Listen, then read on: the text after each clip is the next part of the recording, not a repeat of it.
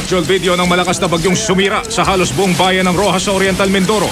12 katao, patay! Nakatutok doon live si Mike Enriquez, kasama sina Cara David at Iris Cruz. Rumagasa rin sa Bicol ang bagyong Unding. 6 naman doon, patay! Nakatutok din doon live si Susan Enriquez. Outbreak ng meningococemia sa Baguio City. 9 na ang patay. Nakatutok doon live si Dan Campilan. Batang dinapuan din ng meningococemia sa Antipolo, namatay sa San Lazaro Hospital. Army Major na inakusahan ng pwersahang pakikipagtalik sa mga lalaking trainees. Ikinulong na.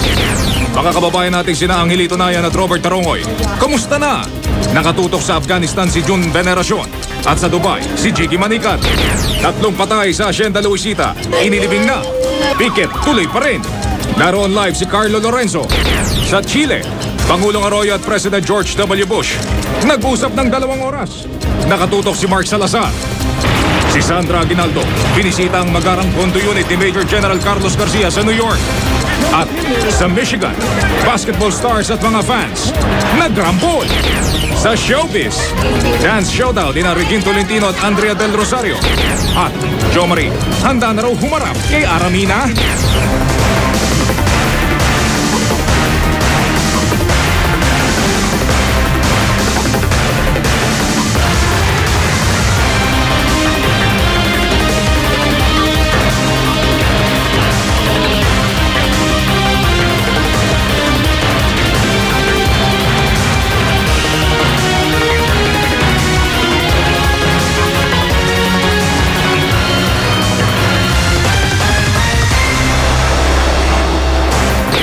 Mula sa GMA Network Center at sa Roxas Oriental Mindoro, narito ang walang kinikilingan, walang pinoprotektahan.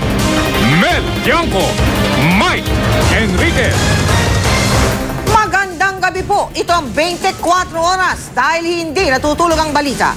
12 katao na ang kumpirmadong patay dahil sa tindi ng hagupit ng bagyong Unding sa Oriental Mindoro. Tama kami at sa tindingan ng paggampas ng bagyong Unding dito sa munisipalidad ng Roxas dito sa Oriental Mindoro, nagdeklara na ang lokal na pamahalaan dito ng state of calamity. Gusto ko pong ipakita sa inyo ang aking pong nadatnan pagdating ko dito sa Roxas kanina na dinala ko dito ng isang helicopter na kuha po ng GMA News. Makikita nyo po na napakarami po mga istruktura, mga bahay at iba-ibang mga klaseng gusali ang nawasak po ng malakas na baway na tumama dito sa Roxas noong pong Sabado. Kuha po namin yan bago kami lumapag dito sa Roxas kanina pong makalampas ng ilang minuto ng tanghali at hanggang sa ngayon po ay wala pa rin pong daloy ng kuryente dito po sa Roxas. Nung Sabado po nangyari itong matinding trahedyang ito dito sa bahaging ito ng Oriental Mindoro.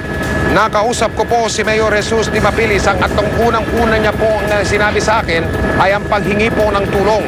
Hanggang sa mga sandaling ito po, konting tulong parang po ang nakakarating sa mga kababayan natin at kapuso nating nasalanta ng bagyong Unding. Yan po ang pangunahing dahilan kung bakit nagpunta rito ang 24 oras para ipaalam sa sambayan ng Pilipino at sa buong mundo ang pangangailangan ng tulong ng mga tiga rito sa Roxas.